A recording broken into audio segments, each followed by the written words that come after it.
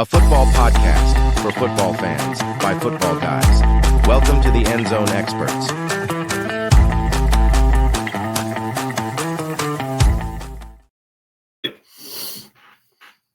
What is going on, man? What's up, man? Freaking dogs already acting a fool up in here, man. Dogs are going nuts. Scratching on the door, man. Dogs are going just as nuts as Twitter was today. Yeah, man. I'm hearing all these scenarios, man. So I talked to you. I didn't hear about none of this stuff, man. Now it's like my world's on fire with all these moves or potential moves. Dude, there's so much stuff going on in the Twitterverse that sometimes it's so hard to even is it believable? But for the most part, a lot of these guys are pretty legit, man. I can tell you right now. One came across this morning, and I'm just going to jump right into it. The Steelers actually reportedly called the Jags to see the availability on Trevor Lawrence. That was this morning. Then this afternoon, the Jags came out and said that's absolutely ludicrous. No way did we call or did we get a call from the Steelers, and we would not even think about trading T-Law. Brother, it's hard to say, but if the Steelers did get T-Law, I mean, it would be a huge upgrade. Let me back up. Yeah. I shouldn't say huge upgrade. I don't think T-Law played that well last year. He didn't, and that's why I wonder, is it the team or is it him? What is it, man, Well, and I saw somebody mention this too. The Jaguars don't even have a general manager right now. Yeah. I mean, kind of an awkward organization throughout the years, man. Mm-hmm. It feels like they stabilize about every once in a while. Like when they had Bortles, remember that team that got to what was it, the AFC divisional round and they lost? Yeah, that was 3 years ago, I think. Yeah, I mean, before that, it was like the Brunell, Fred Taylor years, Jimmy Smith and them. I mean, but it's like most years it feels like they're irrelevant and they're always doing something kind of strange, Yeah. No, I don't know. It's like, number one, why would they trade him? They would be picking at what? What did we see before we went live? Fifth pick overall? 5, maybe? Hold on. Yeah. I just had that up, man. I kept that on a cell phone. I think it was 5th. It was 5th. I think it was 5th overall. So you'd be kind of out of a range to draft a quarterback. I don't think there's a quarterback, and we're not going to get too far in the draft, but I don't think outside of the top 2, I mean, I would take T-Law after Ward and Sanders. But yeah. On the Steelers side, I get it. Yeah. But I mean, Russell Wilson played pretty good for Tomlin, and then Fields had a good start, first 5 or 6 games, I believe. But and they must really be out on Fields. Like there must be zero interest there of letting him be the guy if we're already hearing these whispers. Unless, like you said, it's a fabricated story, maybe somebody's trying to create hype somewhere. He's a free agent. He's a free agent. So, and that's what I'm saying. To me, let me ask you this, because Fields isn't going to cost you. Not now. I can't imagine. Now, don't get me wrong. He's an intriguing fit for a lot of teams. Mm-hmm. And just thinking if this was real and if Jacksonville did make this move, if I was Jacksonville, I'd be very open-minded to this move. Yeah. Given that contract, I mean, let's be real. None of the dead money's going to go away anytime soon. But the tail end of that contract, there's going to be a lot more flexibility for them. And I mean, man, if I was them, I'd take a long look at Justin Fields. I mean, to go with that running back tandem with ATN and Bigsby, you got Brian Thomas Jr. It's a young offense, you know what I mean? And Fields, what's Justin Fields as opposed to, Trevor Lawrence? They're around a similar age. He can come in a lot cheaper. He would add the running dynamic to the offense. I mean, not saying Lawrence is mobile, but he's not the runner of Justin Fields' caliber. I don't know, man. If I'm Jacksonville, I'd have to at least listen to that. I mean, would you be that in love with Trevor Lawrence if you were in the Jacksonville front office or a fan to say, hey, there's no way I can trade Trevor Lawrence? Depends on what that haul would be. If if the Jags gave me, if the Steelers gave me maybe George Pickens and a 5th and maybe another 1st next year. You know what I mean? And then the crazy thing is if Fields is a free agent, you can sign, you know what I'm saying? Or maybe they could sign Fields to a really cheap deal, trade him over. There's all kind of different ways they can work that, but that would be interesting. And then Well, one of those defensive players, you know, let's be real, it's a good defense over there. Is there somebody that's got a favorable contract over there that Jacksonville needs to enhance that defensive side of the ball. I think they're a little bit closer on offense than they are on defense. Yeah. But I like Brian Thomas Jr., what he did last year. I think they're going to have to eventually move on from Christian Kirk, guys like that. You still got Evan Ingram as well at tight end. Yeah. He's 30-ish now, but I did say, Pickens and and Brian that would be a combo. Yeah. Phenomenal combo. You just got to have the right guy throwing to him. Yeah. But Evan Ingram down the seam. Evan Ingram down the middle, a pretty good running back combo. Yeah. That's intriguing. I just like how much better is Trevor Lawrence than what Justin Fields is. Right. You know what I'm saying? And given that contract, I'm not saying he's definitely looks like the more polished quarterback, but Trevor Lawrence is making, man.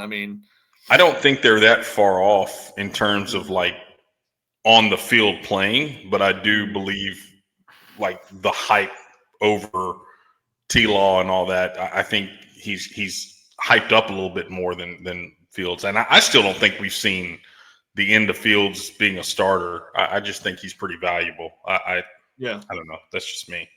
There's a lot of these little floating guys. These mid-20s quarterbacks. We always bring up Hendon Hooker. Even your guy Davis Mills over there in Houston, who had a little time as a starter.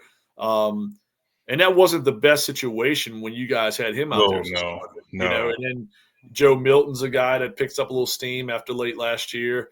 There's a lot of these guys floating around because, like you said, once you get past the top two quarterbacks, I love Jackson Dart as a third, but it's kind of a softer.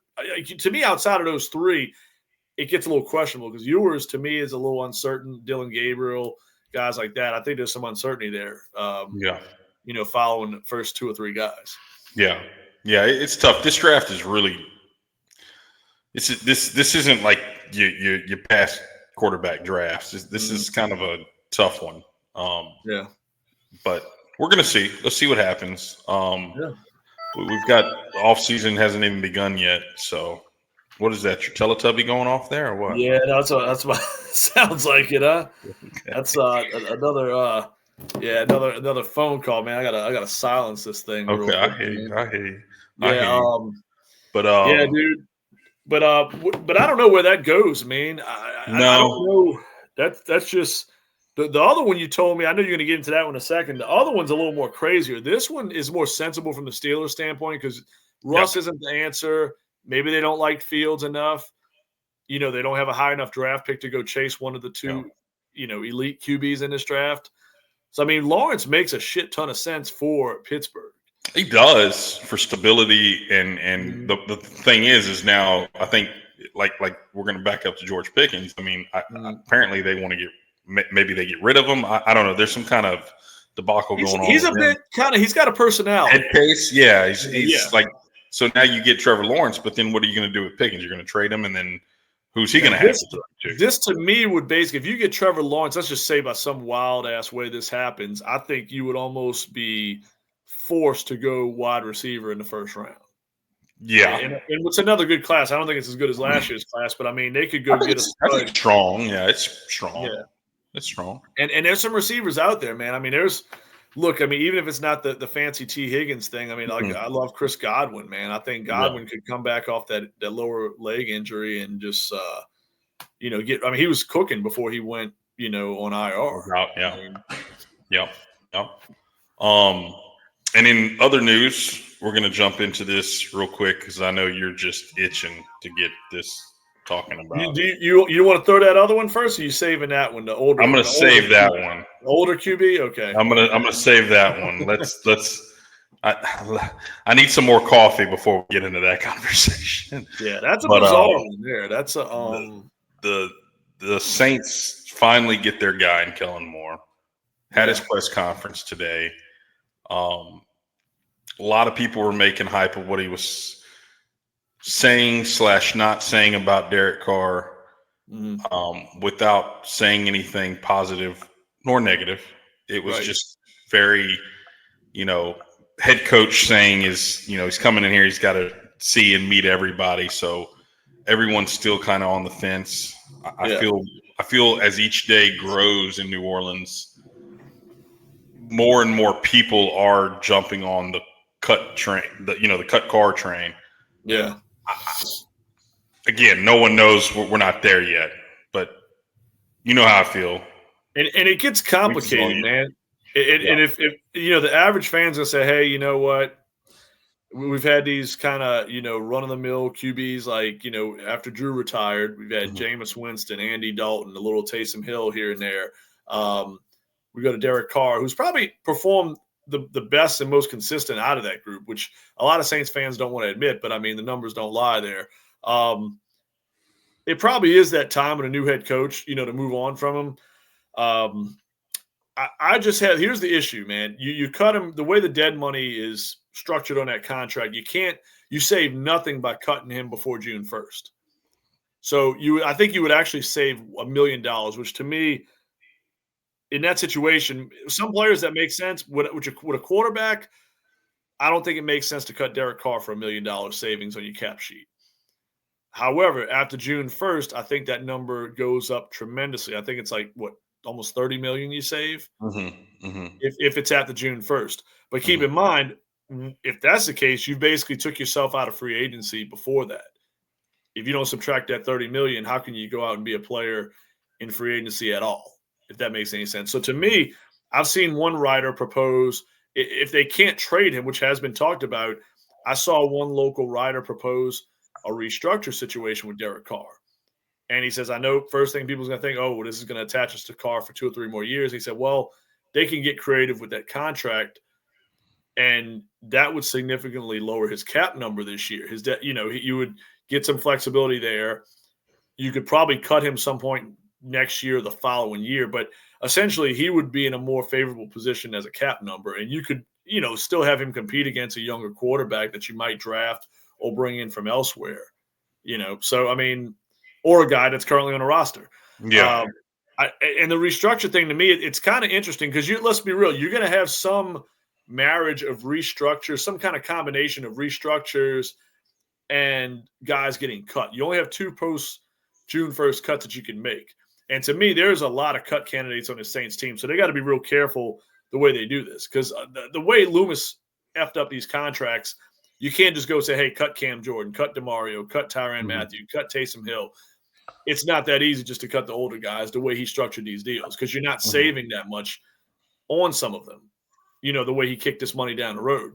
So to me, Carr, trading is the best situation. If somebody would take him on for a value contract, which they would get if they made a trade, they would probably give up next to nothing, probably a mid-round, a late-round pick.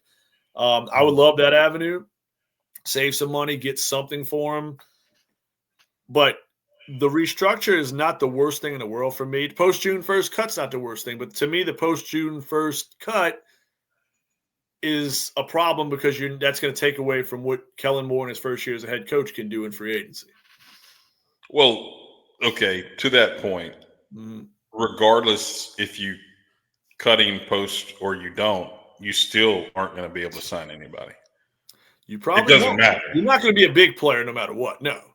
That's my point. I mean, it's I think what you're facing is, do the Saints truly want to rebuild with a fresh, clean, young slate, right? And I know you don't want Rattler as your guy, but you both of those guys are going to end up taking you to the exact same ending of the movie. It doesn't matter. Right. One's just going to be able to possibly get you a better stake at getting a bigger prize for the future of the franchise. And another guy is going to do just enough to make everyone happy but upset at the same time by being competitive, but take you out of the running by getting the prize of next year, which would be Archie Manning. So that's why I'm all in favor for cutting him. I don't think Carr is going to – he just – the value that he just does nothing for the Saints based off of where they're heading in the direction they're heading regardless. And to me, Carr is just not that good of a quarterback to just keep just for the sake of keeping to be competitive. I guess that's my point. Like, I don't care about winning to get just close to a wild card. I want to know, like, is this a legit shot at going to a Super Bowl or to the NFC playoffs? And I just don't think Carr and the team that's around him right now is just there. Mm. That's why I say that. That's why I say that. And I would rather just give a guy who's young an opportunity to showcase with a new offensive-minded head coach and just give him an opportunity. And if he fails, then he fails. He's done. But guess what? He fails. It's okay. I know this is going to sound crazy, but the more games you lose, I get it. I get it. But I feel like here's my thing. And this is my thing. You got a new coach coming in. And this is where, the Rattler thing.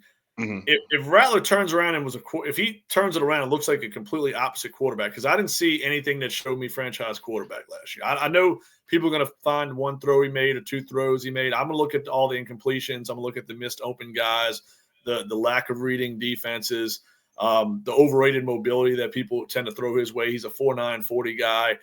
I mean, some coverages broke down. He took off a few times. That's good. I mean, it's good to have that ability. And I'm not trying to trash this guy. I know he was a very high recruit out of high school, had some early college success. The numbers kind of tapered off a little bit late in college. He was a little more average. I mean, I know Pro Football Focus had him kind of ranked in some unfavorable territory his last couple of years at South Carolina. And I didn't love what I saw in preseason from him. Now, there's some fans that really are turned on to this dude. And I'm like I said, I know it sounds like I'm trashing him, and I'm not. I think he'll be on the depth chart. I think Jake Haener is probably more of a long shot to make the team nowadays. I think he's kind of on, the thin ice area. Rattler will be on the team. I just don't – my thing is I don't want to, basically tie myself to one guy with Rattler. If I go and move on from Derek Carr, I want to be able to look at even a Justin Fields. I want to look at a Joe Milton, a Davis Mills, Hendon Hooker. I'm trying to trade some late to mid-round picks. I want another guy in that room. How I feel about Jackson Dart. I would love to get Jackson Dart not at 9, but I would like to get him somewhere between 20 and 40 if that was possible, which might not be the case because all the hype he's getting after the Senior Bowl. But I just don't want to – and my thing with this is it's almost like I'm putting – more guys in the room. I'm letting Kellen Moore not just say, hey, well, let's just look at Spencer Rattler for a year and go 2-15, because let's say we end up one more win than the team that's going to end up drafting one. Let's say we end up in a 2 spot and another team like the Raiders or something who needs a quarterback ends up at number 1. You know what I'm saying? Then we're still not getting Arch Manning. So I don't like the whole suck for – listen, if a season's just going downhill and terrible, like NBA reference for the Pelicans right now, disastrous injury year, you might as well tank at this point. You got nothing to play for at this point. But I don't like the idea of let's saying, hey, let's just look to be shitty. I want to see a new coach start some winning traditions. I want some overachieving going on. I want to see some young guys who maybe didn't get an opportunity. Hold on. Let's back up.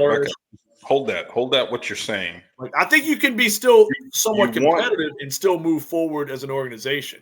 You get what I'm saying? No, because what you're saying is what you want is your cake and eat it too, and that's not possible. You want some overachieving from 30-year-olds? Like, no. I don't want that's where I get. No, that's where I get lost. No. I'm ready to listen. I know I'm realistic because I studied this cap sheet till I'm blue in the face. You're not going to move on from everybody. You can't. No. That's not what I'm saying.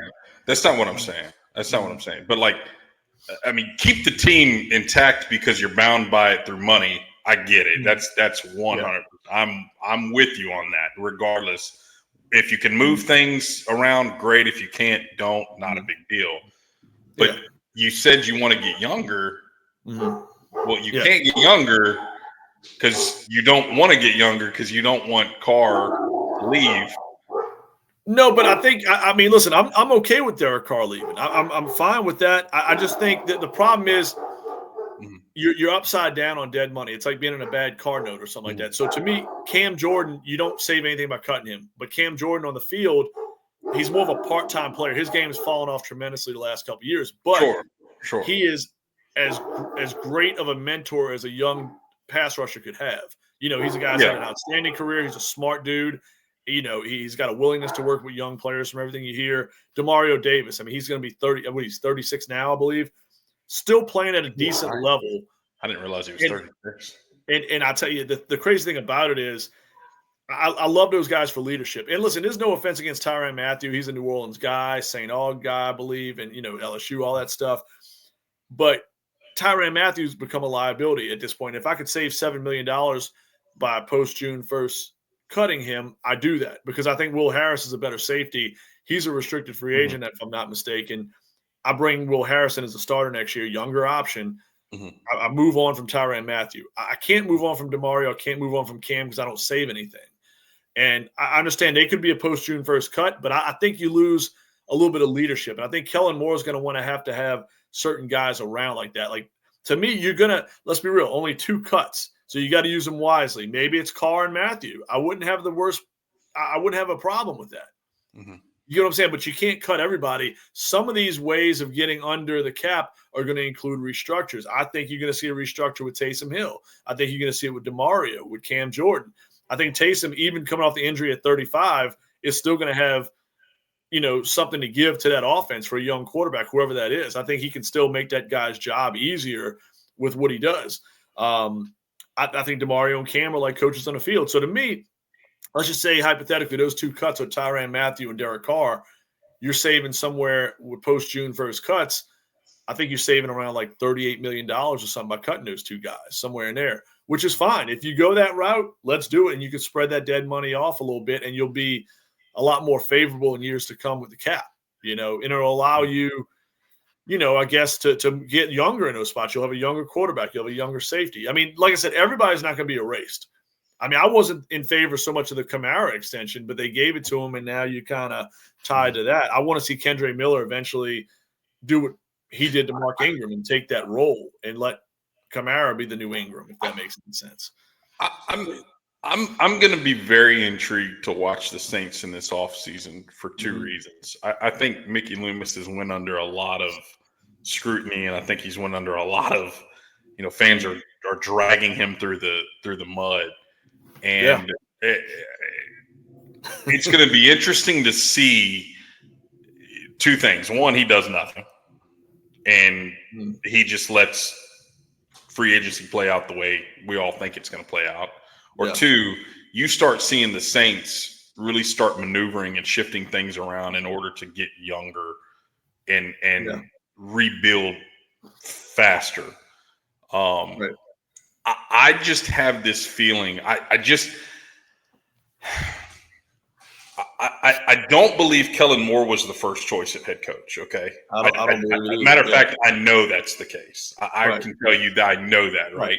And I say that too, with no offense to Kellen Moore. I think he's a good. No offense to him. That's not. I don't think he was the first choice either. No. I'm not bashing him, but I do believe Kellen Moore is a smart enough guy that when he interviewed with Mickey Loomis, I think there was a discussion that Kellen Moore was going to want to do this, and this, right? Because as a guy that's coming out to his first head coaching gig and facing what's being served to you on a platter, I know this. If I'm taking that job and I'm saying, "Hey, Mickey, this is not a good meal right here that you're fixing to serve me." Yeah. So we're going to have to really work through this and get this cleaned up real fast, because a head coach nowadays, I mean, it's like year 3 and you're gone, brother. Yeah. And I think the Saints are beyond 3 years of fixing because of the cap situation. I think there's pieces here, right? There's pieces, some young pieces there, like Kool-Aid and all that. You've got guys, right? Yeah. But you're going to have to really hone in on the draft being priority number 1, and then second, being able to go into free agency. Don't make splashes, but make some very quality, under-the-radar signings. Today they signed Clyde Edwards-Helaire.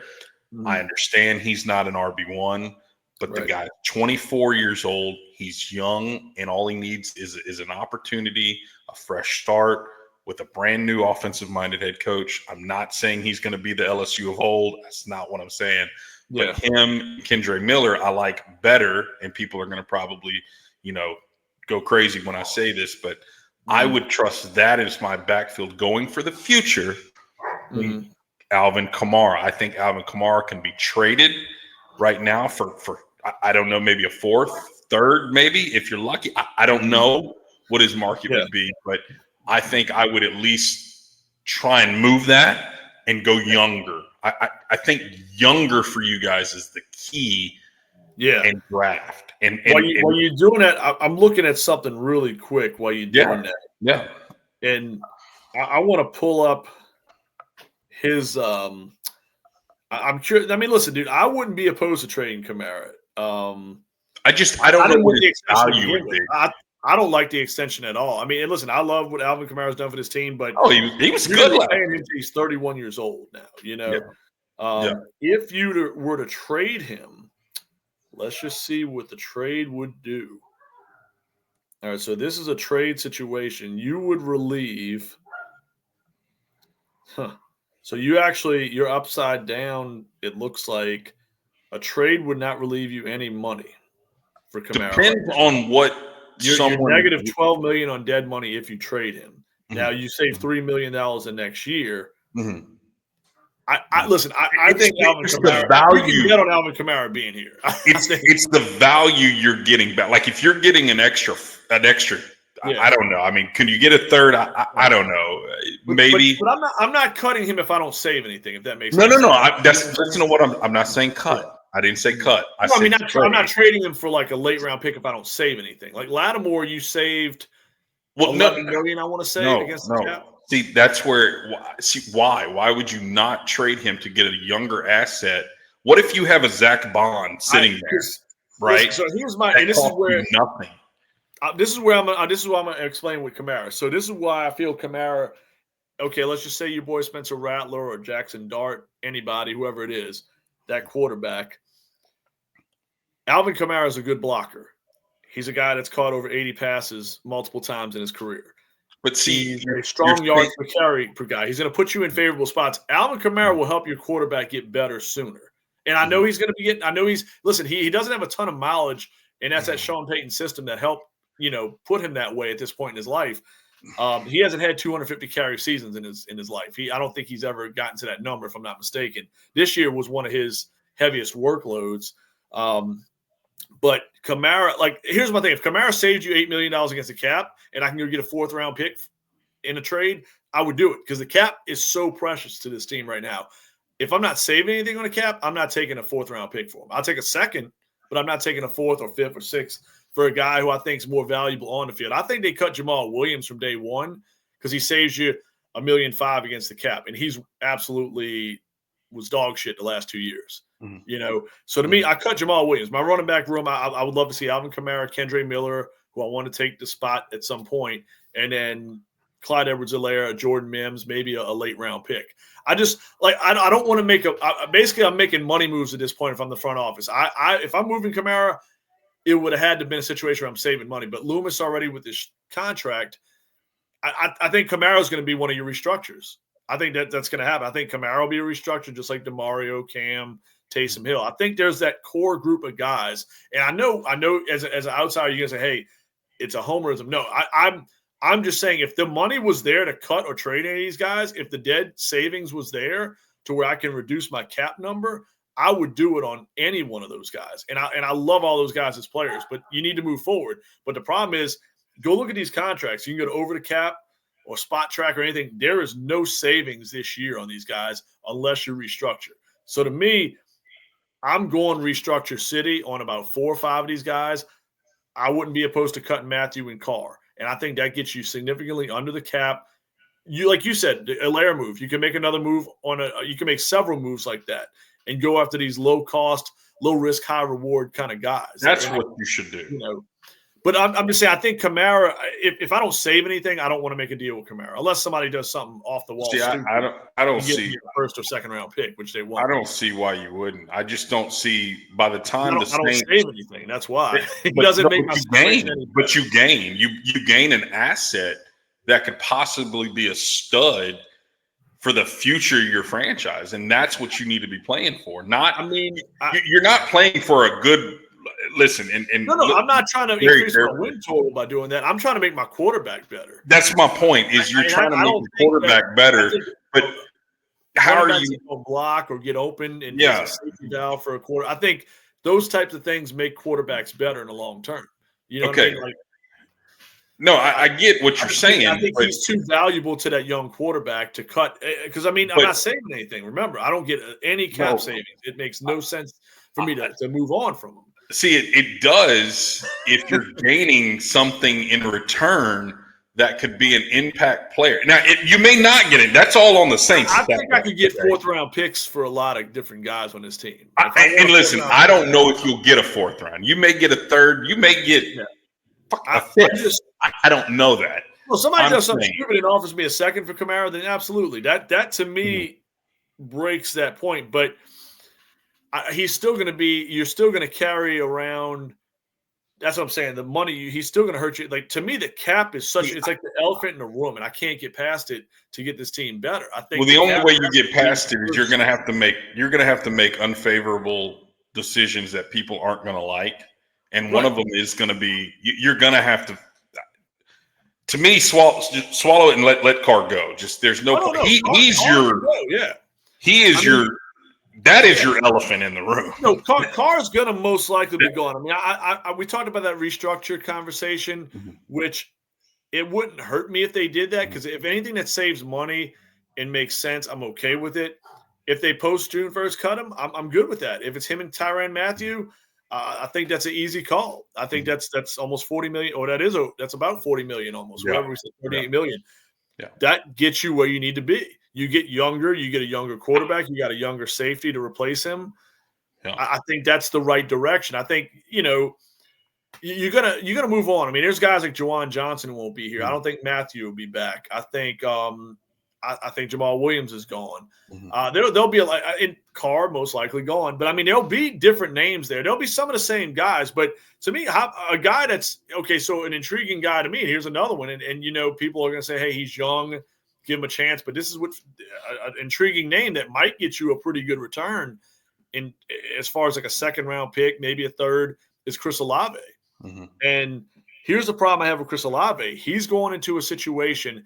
Olave, if anybody watched any podcasts we've done in the past on other shows, I've always kind of had this feeling like Olave to me, it's like he has the ability to be an alpha, but there's just something there missing mentally with him, and then his concussion thing kind of scares me a little bit. And you're getting to a point where you got to make a decision on this guy. If he has a decent year, let's say he comes out this year for whatever quarterback and has 70 catches and 1,000 yards, 6 touchdowns. Is that enough alone to pay this guy what big time receivers are getting? His agent might come to the table with, "Hey, Chris wants 4 years, $85 million. Let's make it happen." I'm not in a position as this team. If I'm running this team, I don't think we're in a position to give Chris Olave $20+ million a year. For a guy who to me looks more like a good number 2 receiver than an alpha. You know what I mean? That's and so to me, it's like if I'm looking at guys that can get me something in return, I think a lot of teams would be open to getting Chris Olave. Yeah, and I'm just saying, I know, somebody's gonna say, "Hey, Dave, were you hurting the quarterback thing?" I said, "No, I don't think I am, because if I can't keep this guy but 1 year anyway, and he's going to want an astronomical, next contract, I'm just getting ahead of the game on that." I think Rashid Shaheed, to me, has the potential to be the best receiver on his team. I know he's still a little raw. He's an unfinished product, but I mean, I haven't seen anything that tells me Olave is that much better than Shaheed. And I mean, I could go get a receiver in a second round. I can go get a receiver in a third round. I just don't know. I think there's some complicated decisions that's facing this front office, and Kellen Moore is going to have hopefully a say-so there. But I think there's some guys that's going to be some surprise moves, like you said, and Olave might be one of them. Yeah. That's I really believe this offseason, it may not be the one everyone's like really wanting to see, like a T. Higgins and all that, right? That's kind of out of the question. But I think you will see a much different operated Saints than you have in the past. Yeah. And I think that now it may not be on paper what everyone wants. But I think when you really look at it, you go, okay, I know why they're doing this. This is one of these moves that has to be made. And then I think people will start understanding and seeing when the team starts shaping up in August. Okay, wow, cool. Now, just I'm going to tell everybody that's a Saints fan, relax. It's okay. You're going to lose some games.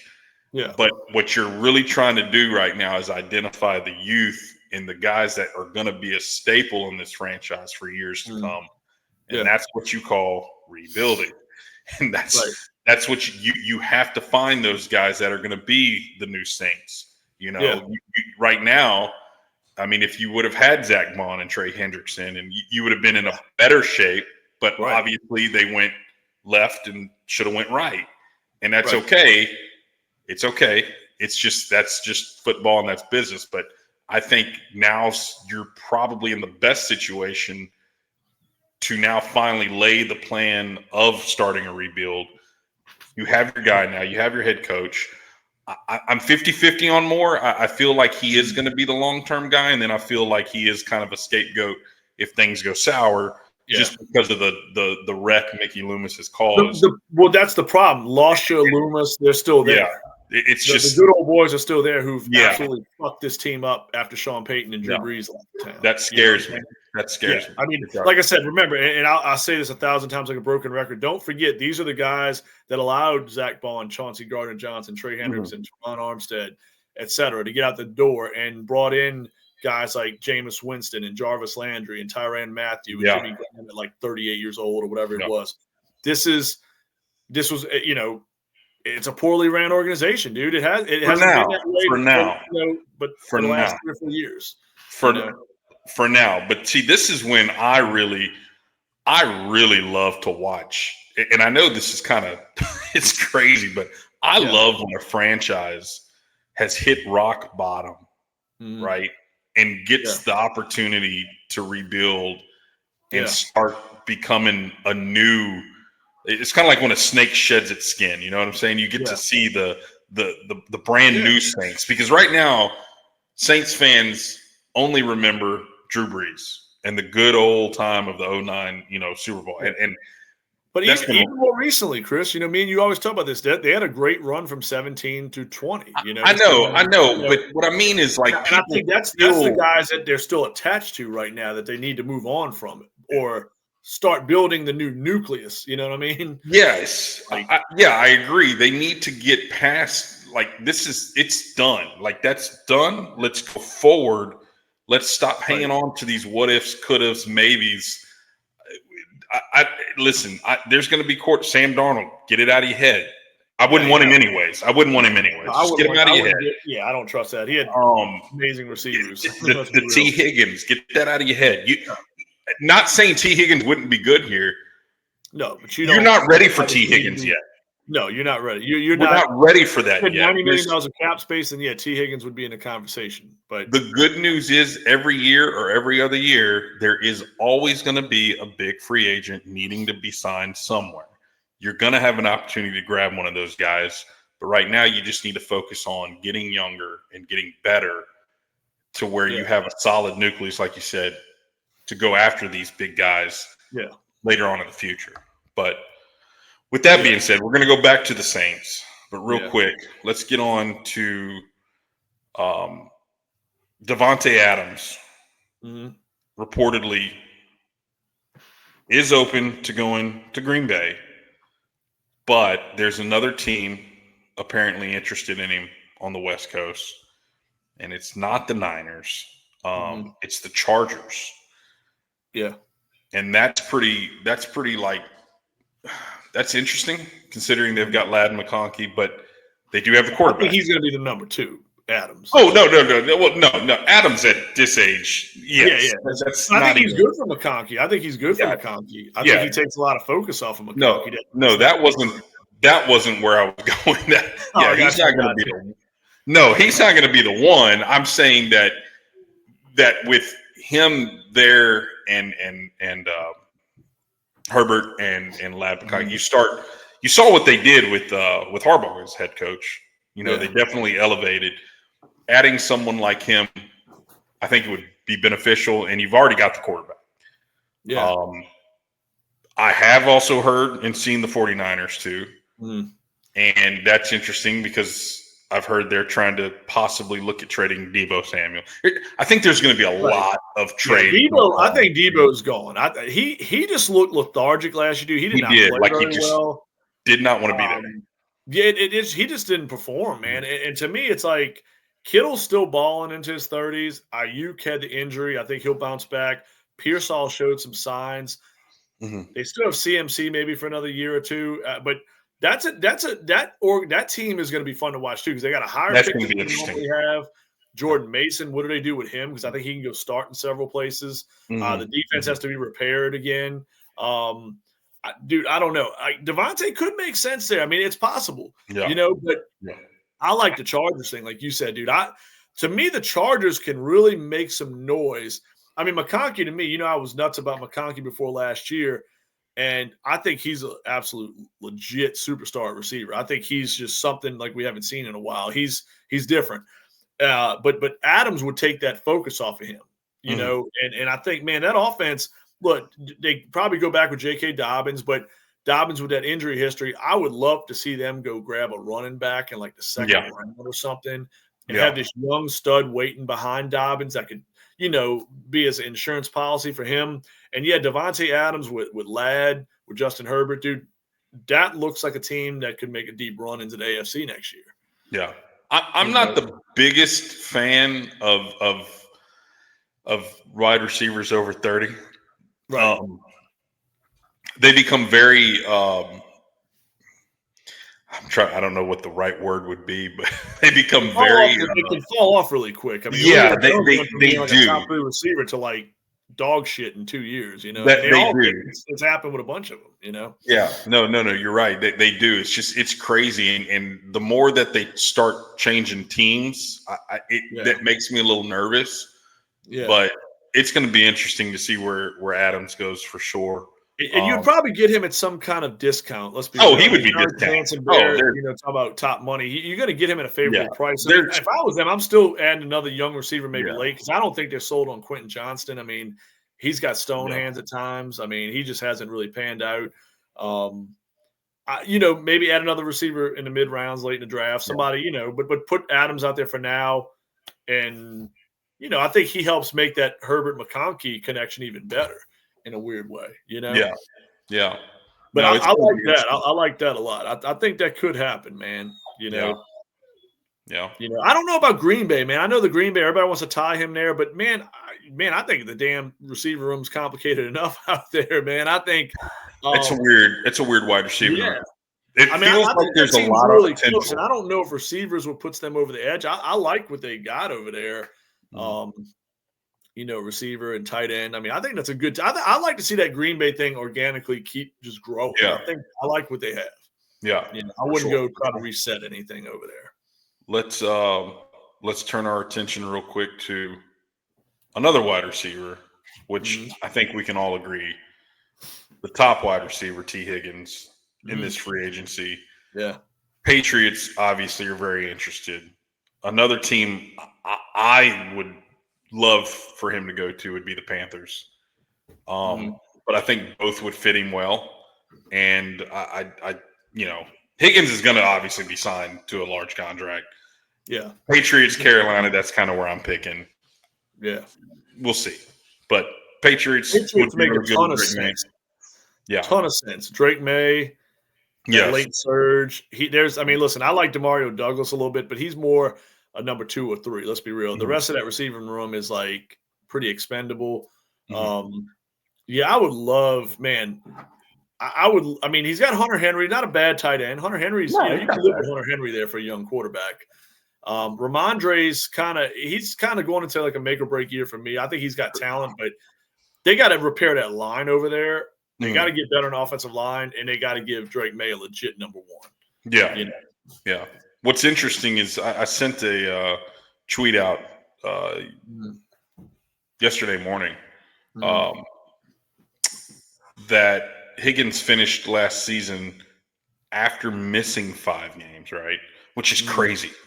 You miss 5 games, and he still went for 911 receiving yards and 10 touchdowns.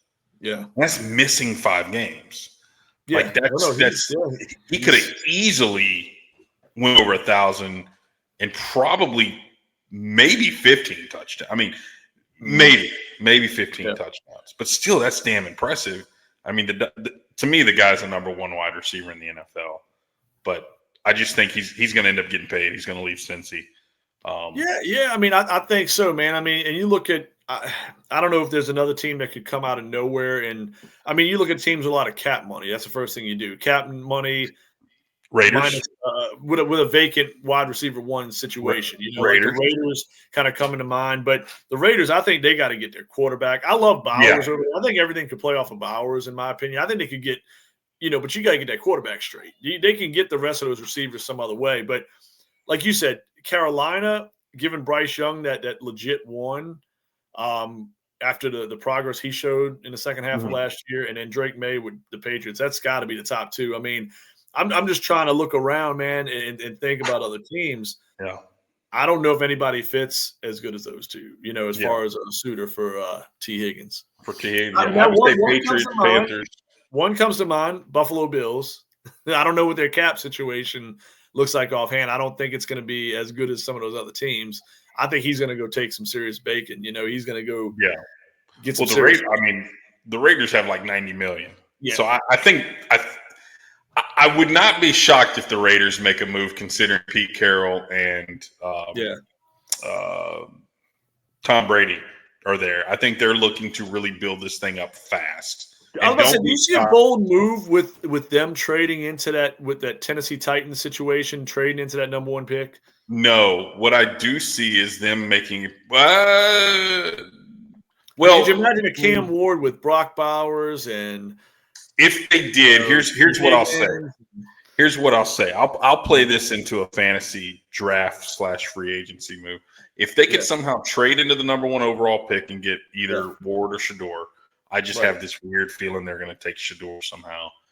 And then they end up taking got a relationship with Shador from what they say, I think they end up somehow, and I've heard rumors of this too, that they could end up trading for DK Metcalf for the Seattle Seahawks. Really intriguing as well, yeah. So in Seattle, it looks like it's kind of. Look, dude, I'm a big DK guy. I got him on my dynasty team, dude. And I feel like it's time for DK to. I think he can do more damage elsewhere. And they got JSN. They drafted him high. Look, I think it would be a time. The timing feels right for that, dude. It really does. Yeah, that would be interesting to see. I could see Pete Carroll, the Seahawks thing. I was about to say, yeah. That there. Makes a ton of sense, dude. It does. Like you said, that's even if they don't go the route of T. Higgins, let's say it's Metcalf with Bowers. I feel like Tennessee and the Raiders, it feels like a deal, man, waiting to happen. It feels like Tennessee, for some reason, is going to do something stupid. And look, I'm not saying trading out the first spot is stupid, but I think they're having a little too much faith in the Will Levis, man. I just feel like I do kind of like feel that give him this one more year and it's going to be a massive mistake. But then again, maybe they're looking at it, hey, if we suck, like you talked about the Saints, Arch Manning's sitting there next year. Maybe they say, hey, look, we like Arch Manning more than we like Cam Ward, Shador Sanders, Jackson Dart, whoever. Yeah. Let's go get this crazy ransom like the Bears got at that point in time, to get that, with the Carolina deal. Was it Bryce? Yeah, it was the Bears with the Bryce Young thing, right? Yep. We get this crazy haul. Let's see what Levis can do. If he turns it around, and we're good. If he doesn't turn around, we'll go grab Arch Manning, and we got all this ammunition. Maybe it ain't so bad a move. I'm sitting there ready to piss on the Titans because I think they do some dumb shit every once in a while. But I feel like they do the dumbest moves. They do a lot of rinse and repeat moves that they always end up getting running backs, lackluster wide receivers, lackluster quarterbacks, and they end up having some pretty good running backs. And that's kind of like their MO. Yeah. It's weird. It's just weird. Like you go, hey, let's move on from 30-year-old Derrick Henry, but let's go get 27 or 28-year-old Tony Pollard. Let's not go give Tajay Spears the keys to the car, who we used a pretty high pick on. You know what I'm saying? But then late in the season, we're going to start Tajay late and let him look pretty good. And, we get Calvin Ridley, overpay him. I don't know. Tennessee's a kind of a shit show, but maybe this is something that could turn their franchise around if the haul is that significant. It would have to be. You got to listen to it at least. I mean, obviously, part of me feels they're doing a screwed up thing and they should just take Ward or Sanders. But part of me is saying, hey, you know what? The fact that Manning's lingering in that next draft and some team may give you the farm, why not look at it? Yeah. And I think there'll be a high pick next year too. Yeah. And it sucks to tell your fan base that, but like sometimes you got to be realistic, man. I mean, like as a Saints fan, you're not going to win a Super Bowl next year. You're not probably going to make the playoffs next year. You're just trying to take some steps forward and hopefully some young players look good. Tennessee's that same kind of situation. It's not going to turn around in 1 year. It doesn't happen all the time. It can, but it doesn't happen all the time. Yeah. And then jumping on another quarterback, Matthew Stafford to the Giants, and we got back. You there, Chris? Oh, did you freeze on me?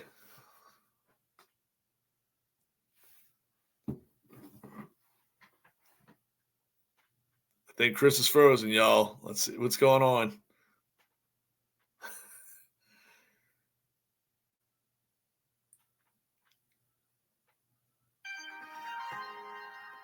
Hang tight, guys. I think we're having technical difficulties. Hold on. We might have lost connection here. We might have lost signal. Let's see what's going down. Let's communicate here. Let's take a look. This is why editing is a thing.